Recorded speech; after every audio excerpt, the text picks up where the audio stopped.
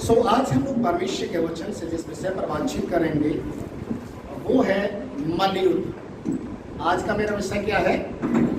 मल युद्ध।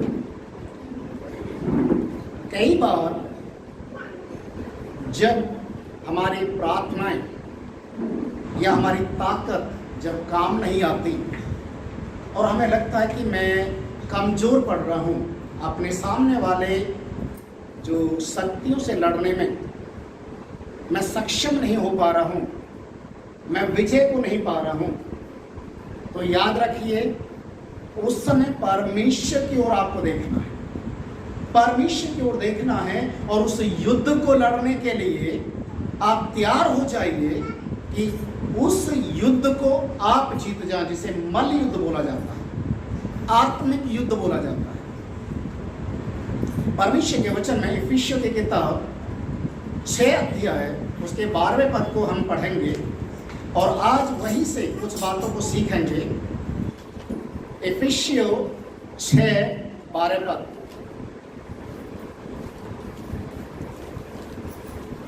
क्योंकि हमारा यह मल युद्ध लहू और मांस से नहीं, परंतु प्रधानों से और अधिकारियों से और इस संसार के अंधकार के हाकिमों से और उस दुष्ट की आत्मिक सेनाओं से है जो आकाश में है।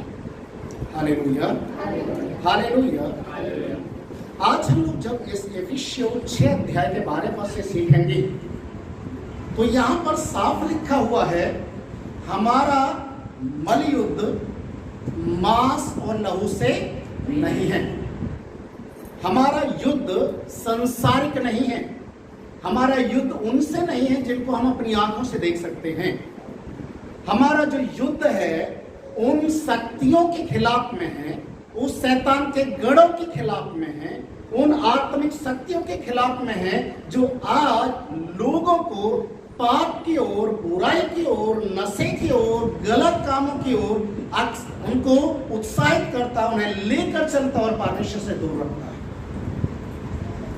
आज हमारा मल युद्ध उन शक्तियों के खिलाफ में है जो आकाश मंडल में मंडलाती है। अच्छी की जगह आप देखेंगे उनके गढ़ बने हुए होंगे। बहुत सारी कल हम लोग सीख रहे थे कि जो व्यक्ति मरता है, मरने के बाद उसकी आत्मा कहाँ जाती है? अधोलोक में जाते हैं, वहां वो कैद हो जाती है। और इस समय प्रेजेंट टाइम में उस अधोलोक की जो चाबी है वो किसके हाथ में है? यीशु मसीह की। आज के समय में प्रेजेंट टाइम में अधोलोक की चाबी किसके हाथ में है? यीशु मसीह के हाथ में है। और बाइबल हमें इस बात को बताते हैं जो कोई भी मरता है उसकी आत्मा अधोलोक में जाकर बंद हो जाती है, रेस्ट के लिए, कुछ समय का विश्राम के लिए वहां पर उसे बंद कर दिया जाता है, जिसे रेस्ट ऑफ पीस बोला जाता है। आपने शायद कभी कभी देखा होगा कोई मर जाता है तो उसको अगर आपको उसको संबोधित करना है या उसको सांत्वना देना उसके परिवार के लोगों को, तो आप शॉर्टकट में लिखते हैं RIP, है ना? RIP का मतलब है rest in peace, rest in peace. अभी वो शांति के साथ विश्राम कर रहा है। कब तक के लिए? जब तक परमेश्वर जगत का न्याय करने के लिए न्याय के सिंहासन पर ना बैठ जाए। पर आज आप देखते होंगे जो व्यक्ति मर गया उसकी आत्मा को तो परमेश्वर ने वहां पर अधोलोक में रख लिया है, तो फिर ये भूत प्रेत बनकर जो लोगों को परेशान कर रहे हैं, जो अपनी मान्यता करवाने के लिए, अपनी मन्नतों को पूरा करवाने के लिए, अपनी इच्छाओं को पूरा करवाने के लिए लोगों को जो गुमराह कर रहा है, जो लोगों को बेवकूफ बना रहा है, जो लोगों से नाना प्रकार की पूजा ले रहा है, आज वो कौन सी शक्ति है? वो कौन है जो इस तरीके से आज लोगों को गुमराह कर रहा है, उन्हें अविश्वास की ओर लेकर जा रहा है? परमेश्वर के वचन में लिखा है मरने के बाद कोई भी व्यक्ति की आत्मा इस दुनिया में नहीं आती, पर यदि कोई भूत या प्रेत बनकर किसी को परेशान कर रहा है तो वो व्यक्ति की आत्मा नहीं है जो मर गया है, ये शैतान की आत्मा है, ये वो दुष्ट आत्माओं की सेना है जो आकाश मंडल में और गली गली में हर चौराहे पे जो दिखाई देती हैं, जो लोगों की कमजोरी को पकड़कर उन्हें अपने कब्जे में रखता है। आज हमारा युद्ध उनके खिलाफ है। हालेलुया। आज हमारा युद्ध उनके खिलाफ है जिनको लोग आंखों से नहीं देख पाते। परमेश्वर के वचन में हम देखते हैं, इफिसियों 6 अध्याय उसके 10 पद में लिखा है, प्रभु की शक्ति में, हालेलुया, प्रभु की शक्ति में क्या हो जाओ? बलवान हो जाओ, ताकि तुम शैतान का मुकाबला कर सको। अजी जो आज हमें परमेश्वर के उस शक्ति में, परमेश्वर के नाम में, परमेश्वर की सामर्थ्य में आज बढ़ने की जरूरत है। जब तक आप परमेश्वर से शक्ति नहीं पाएंगे, जब तक आप परमेश्वर की ओर से नहीं ठहराए जाएंगे और परमेश्वर का छाप आपके ऊपर नहीं लगेगा, आप कदापि आत्मिक युद्ध को शैतान से लड़ नहीं पाएंगे। Hallelujah, hallelujah. इसलिए जरूरी है कि आप इस युद्ध के लिए तैयार हो जाएं। पर आज आपने देखा होगा कि संसार के लोग युद्ध को लड़ते हैं। उसने मेरे साथ ये बोल दिया, उसने मेरे साथ ये कर दिया, उसने चुगली कर दिया, उसने फलाना कर दिया, उसने कूड़ा मेरे घर के सामने डाल दिया, उसने ऐसा कर दिया, ये कर दिया, और अगले दिन लड़ाई झगड़ा शुरू, पुलिस केस, सब कुछ होना शुरू हो जाता, मार पिटाई हो जाता। और हम इन बातों को भूल जाते हैं। इंसान कोई भी गलत नहीं है। याद रखिए, इंसान कोई भी गलत नहीं है, पर उसके अंदर जो बैठा हुआ है वो उसको गलत साबित करने पर तुला है।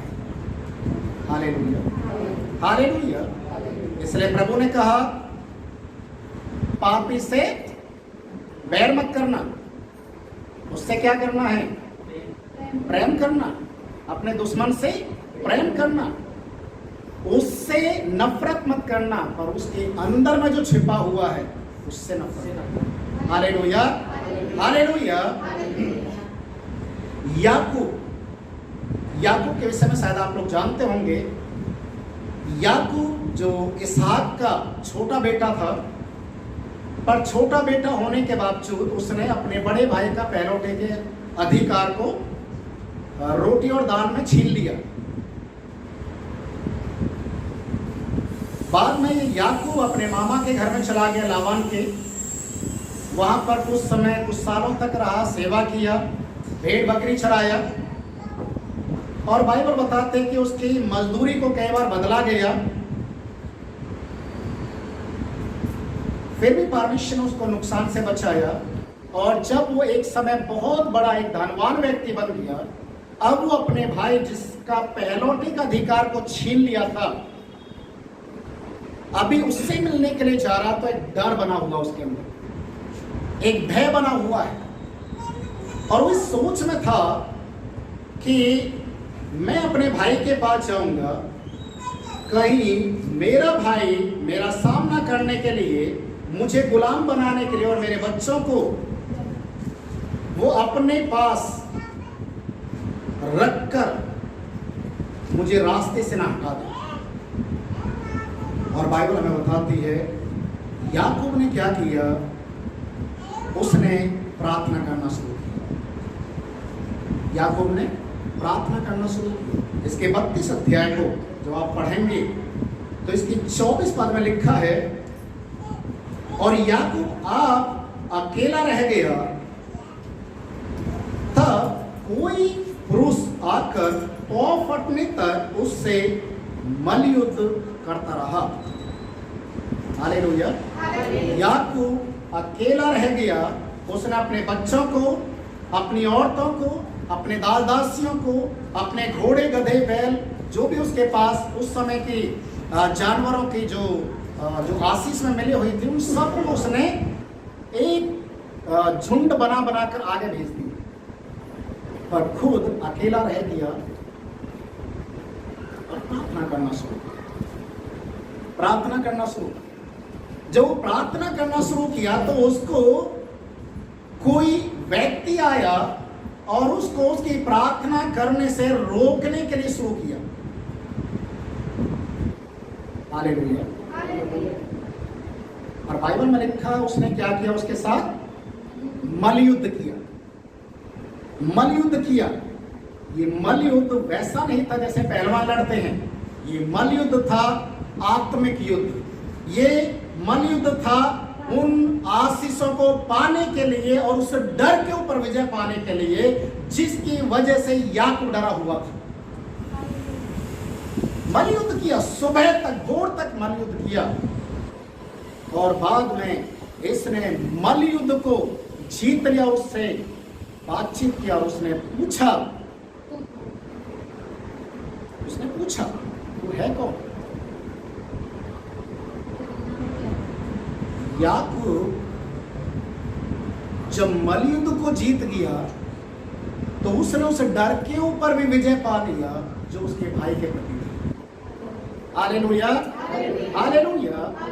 कई बार आपके घर के आसपास में कोई आपका विरोधी है, कोई आपको नुकसान पहुंचाना चाह रहा है, चाहे कोई मर गया हो और वो लोगों को दिखाई दे रहा हो, लोगों को परेशान कर रहा हो, तो उस समय आपको क्या करना है?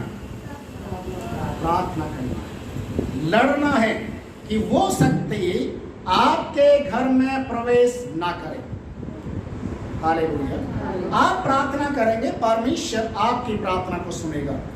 आपको उस गढ़ को तोड़ना है, उन शक्तियों के खिलाफ में आपको आना है ताकि आप परमेश्वर के नाम से विजय को पा सकें और एक विजयी जीवन को आप जीना शुरू करें। एक आत्मिक युद्ध और एक सांसारिक युद्ध, ये दोनों युद्ध अलग अलग प्रकार के होते हैं। सांसारिक युद्ध संसार में लड़ा जाता है, जैसे हिंदुस्तान, हमारा भारत देश और पाकिस्तान चाइना के साथ ये युद्ध हो रहा है। अभी आपने देखा होगा विदेशों में भी कई देशों का इस समय युद्ध भी चल रहा है, यूक्रेन का और रूस का, रसिया का भी युद्ध काफी लंबे समय से चल रहा है। एक युद्ध ये है जो सांसारिक हथियारों से लड़ा जाता है और एक युद्ध वो है जो आत्मिक हथियारों से लड़ा जाता है। Hallelujah, hallelujah. निर्गमन की किताब 17 अध्याय उसकी 8वें पद से दोनों प्रकार के युद्धों के विषय में आज हम लोग देखेंगे।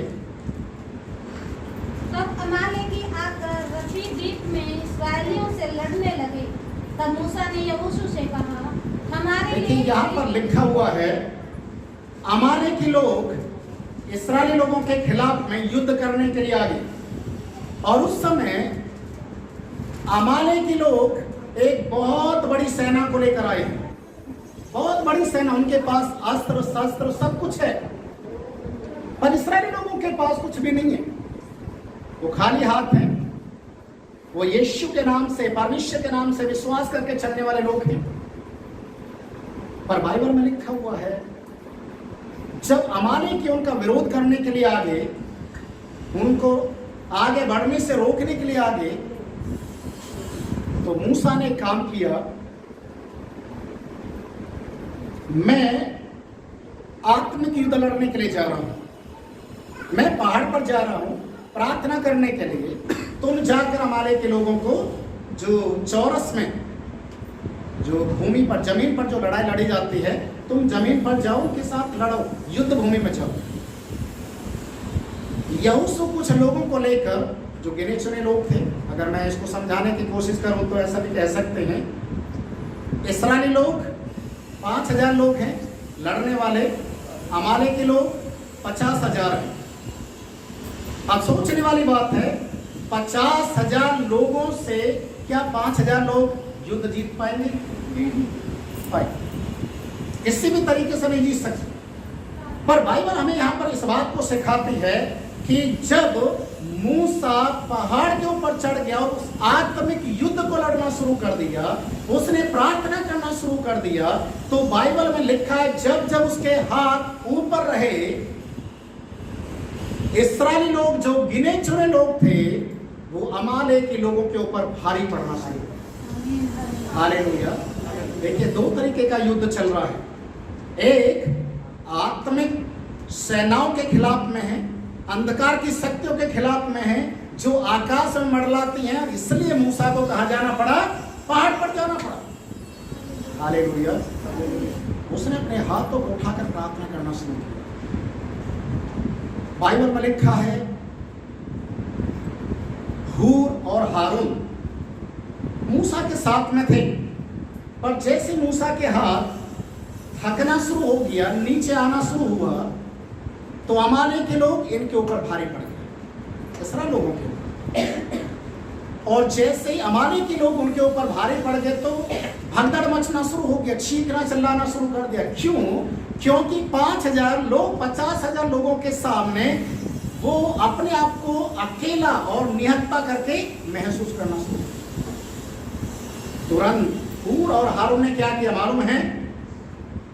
मूसा के दोनों हाथों के नीचे अपने अपने कांधे रख दिए। Hallelujah, hallelujah. मूसा के दोनों कांधों के नीचे, हाथों के नीचे अपने कांधे रख दिया और मूसा को बैठने के लिए बोल दिया, और उसके हाथ सूर्य अस्त तक ऊपर ही रहे और परमेश्वर ने अमालेक के लोगों का सफाया कर। Hallelujah, hallelujah. हमें इस बात को बताते हैं, आत्मिक युद्ध, जब आप आत्मा में तैयार हो जाते हैं, आप आत्मा में आप युद्ध करने के लिए परमेश्वर की सामर्थ को ले लेते हैं, तो संसारिक युद्ध अपने आप जीता जाता है। Hallelujah, hallelujah. एक और युद्ध के विषय में मैं आज बातचीत करूंगा। पहला शमूएल की किताब, उसके 17 अध्याय, आप इस अध्याय को बाद में अपने घर में जाकर पढ़ सकते हैं। पहला शमूएल 17 अध्याय में एक गोलियात के विषय में लिखा हुआ है। गोलियात जो इतना लंबा ठाड़ा डीलडोल में और इतना ताकतवर था, वो इस्राएली लोगों के सामने युद्ध भूमि में आकर खड़ा हो गया और चैलेंज देना शुरू किया कि यदि तुम में कोई भी ऐसा योद्धा है जो मुझसे मुकाबला कर सके, हमें पूरे राज्य की सेना को लड़ाने की जरूरत नहीं है। कोई भी ऐसा योद्धा तुम्हारे देश में अगर है, तुम्हारी सेना में है, तो मेरे से युद्ध करे। यदि उसने मुझे हरा दिया तो मेरा देश तुम्हारे अधीन हो जाएगा, और यदि मैंने उसे हरा दिया तो आपका देश हमारे अधीन हो जाएगा। Hallelujah, hallelujah. ये देश फालिस्तीन देश था, जो आज भी इजराइल देश के बिल्कुल दीवार के बगल में फालिस्तीन देश है। युद्ध भयंकर है, एक दूसरे को नीचा दिखाने के लिए, एक दूसरे को डराने के लिए कोशिश करते हैं। और बाइबल में लिखा हुआ है, जैसे ही गोलियात युद्ध भूमि में आमने सामने खड़ा होता और एक कदम आगे की ओर बढ़ता, इस्राएली लोग 10 कदम पीछे भाग जाते। Hallelujah, hallelujah. 10 कदम पीछे भाग जाते थे, क्योंकि सभी लोग उसके शरीर को देख रहे हैं, उसके डिलडोर को देख रहे हैं। पर उसी युद्ध भूमि में एक छोटा सा बालक 12-13 साल की उम्र का अपने भाइयों के पास गया, उनका हालचाल पता करने के लिए, उनको खाना देने के लिए। और उस छोटे से बालक ने, जवान लड़के ने, गोलियात की शब्दों को सुना कि गोलियात कैसे अपने देवी देवताओं के नाम से बद्दुआ दे रहा है। ये जरा सा लड़का सैनिकों से बातचीत करने लगा, यदि राजा मुझे अनुमति दे दे, मुझे इसके सामने जाने के लिए, युद्ध करने के लिए दे दे, तो मैं इसको मार दूंगा। Hallelujah, hallelujah. यदि राजा मुझे बोल देता है तो मैं इसको मार दूंगा। जबकि उसके बड़े भाई उसी सेना में सैनिक का काम कर रहे हैं, उनकी हवा पतली हो रही है। पर ये जरा सा लड़का जिसका नाम दाऊद था, ये क्या बोल रहा है? मुझे अनुमति दी जाए। तो बाद में मालूम चला राजा ने एक और प्रस्ताव रख दिया, जो कोई गोलियत को मारेगा मैं अपनी बेटी की शादी उसके साथ कर दूंगा। अभी तो दाऊद का मन और ज्यादा फूल गया, अरे उससे लड़ने का मौका मिलेगा, साथ में अच्छी एक पत्नी भी मिलेगी, वो भी राजा की बेटी। बोला मैं जाऊंगा युद्ध करने।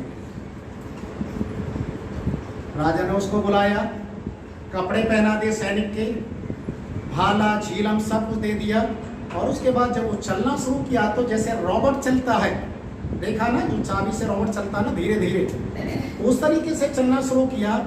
और उसने सारे कपड़े उतार कर राजा के सामने फेंक दिए। बोला राजा मैं इनसे तो चल ही नहीं सकता, मैं जैसा हूं वैसा ही चलूंगा।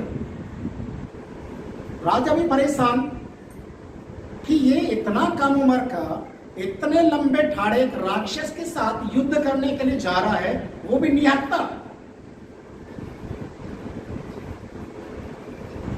राजा ने बोला ठीक है, मरना है तो मर जा। दाऊद के हाथ में क्या था?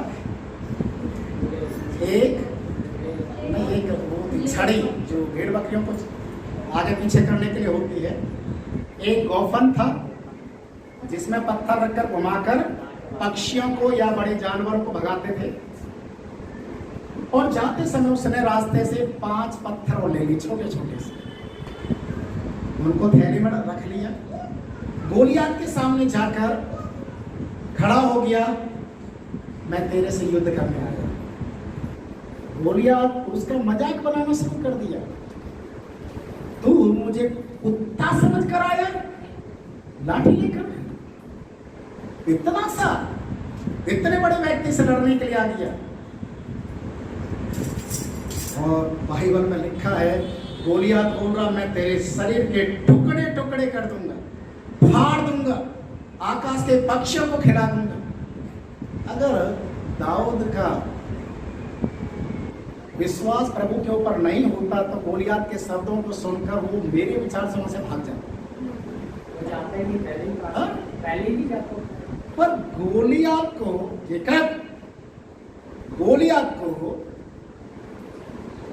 दाऊद एक शब्द को कहता है,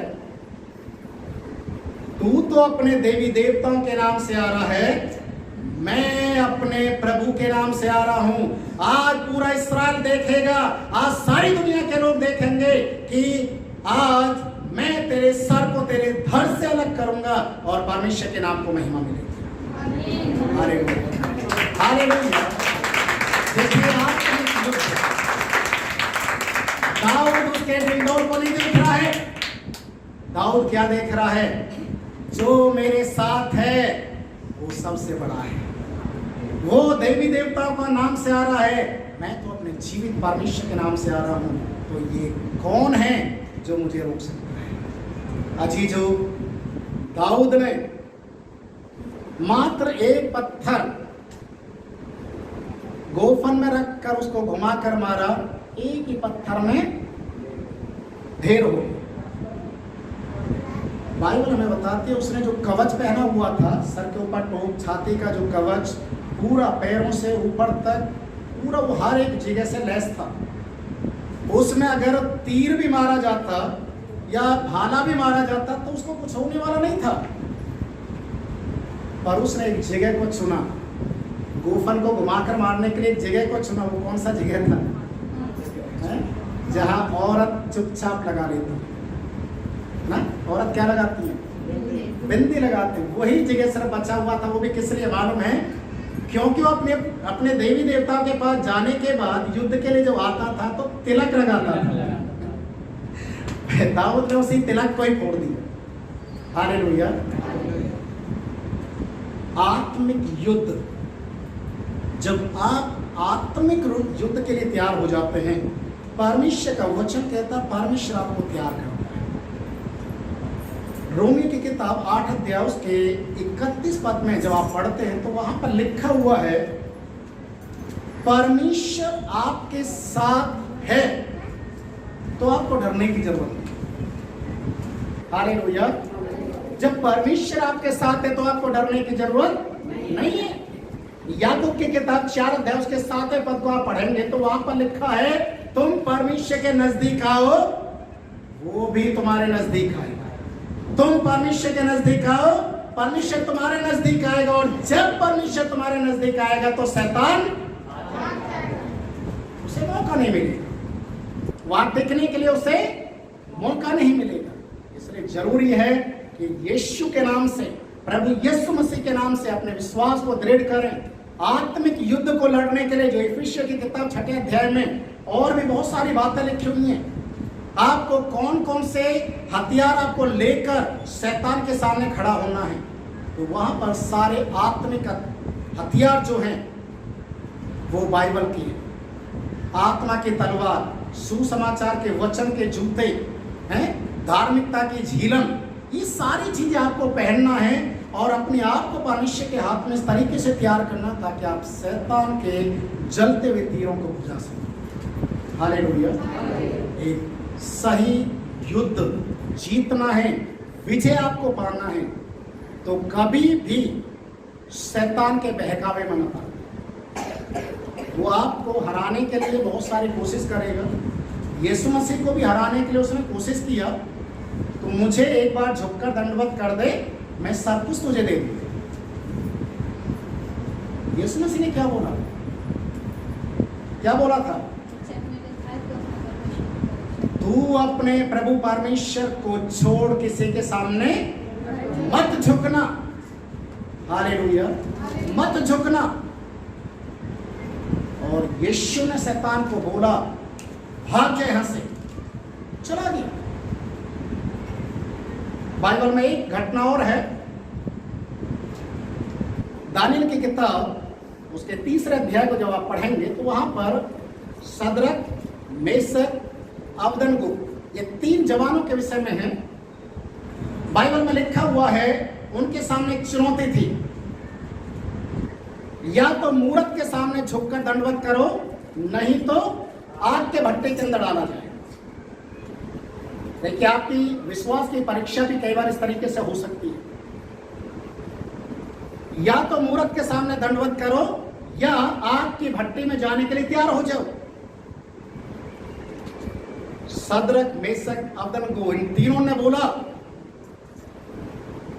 यदि आग की भट्टी के अंदर ही हमारा मरना इसी प्रकार से है तो हम मरने से भी नहीं डरते, पर हे राजा, हम इस मूरत के सामने नहीं झुकेंगे।